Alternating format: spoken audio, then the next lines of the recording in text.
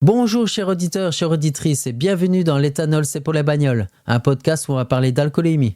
Retrouvez-moi sur toutes les plateformes de streaming comme Spotify, Deezer, Apple Podcast, YouTube. Parlons-en ici et maintenant.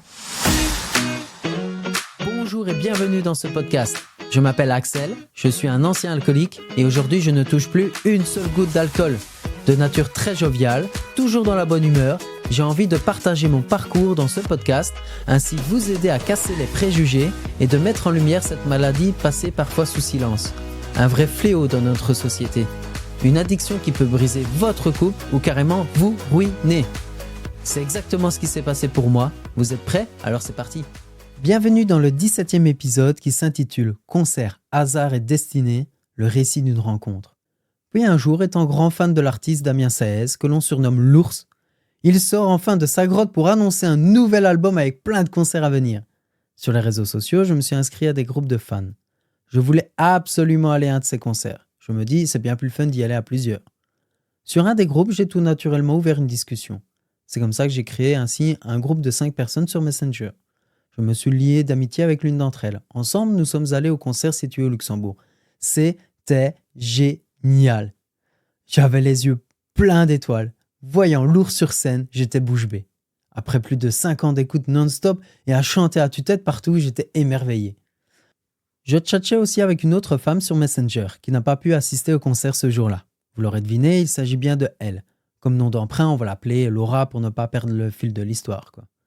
Ensemble, on a continué à discuter avec nos humours complètement décalés. On peut dire que ça a matché. Puis un jour, elle a voulu me rencontrer. Oh, j'étais tout timide et étonné. Bon, je n'ai pas refusé l'invitation.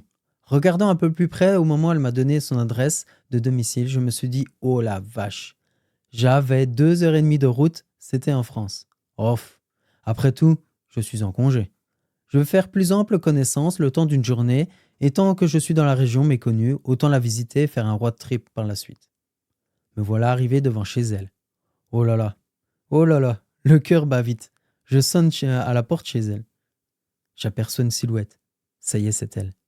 Laura ouvre la porte. Nos regards se croisent et bim, un coup de foudre. Le comble, c'est qu'elle était encore bien plus timide que moi. Je rentre et je la suis dans le couloir. Elle était vêtue d'une jolie robe rouge, sublime.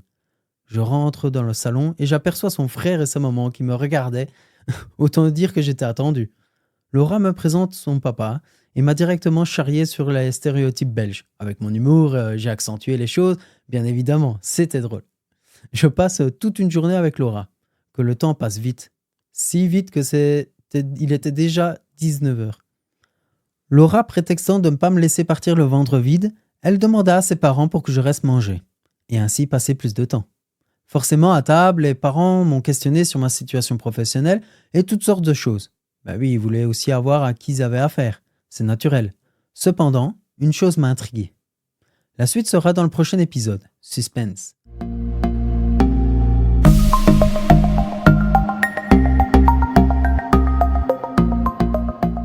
Osez avec prudence. La vie est faite d'opportunités et de rencontres inattendues.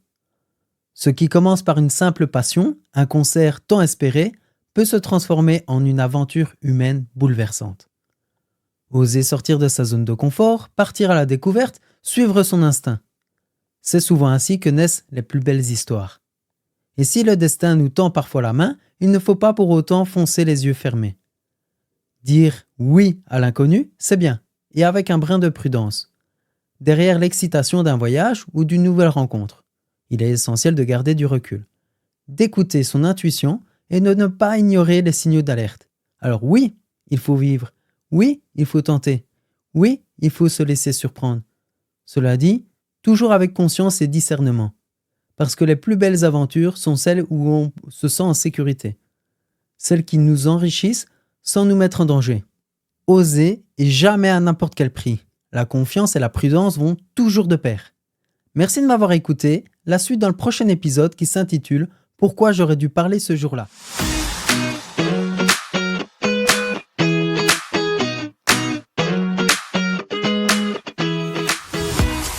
Un grand merci à vous d'avoir écouté cet épisode jusqu'au bout. Venez nombreux à partager vos sentiments et réactions dans le groupe Facebook L'Éthanol, c'est pour la bagnole. un groupe de partage qui met en lumière cette dérive vers la porte de sortie. Si vous avez aimé l'épisode, venez me soutenir en mettant 5 étoiles sur Apple Podcast et n'hésitez pas à le faire connaître et à partager celui-ci.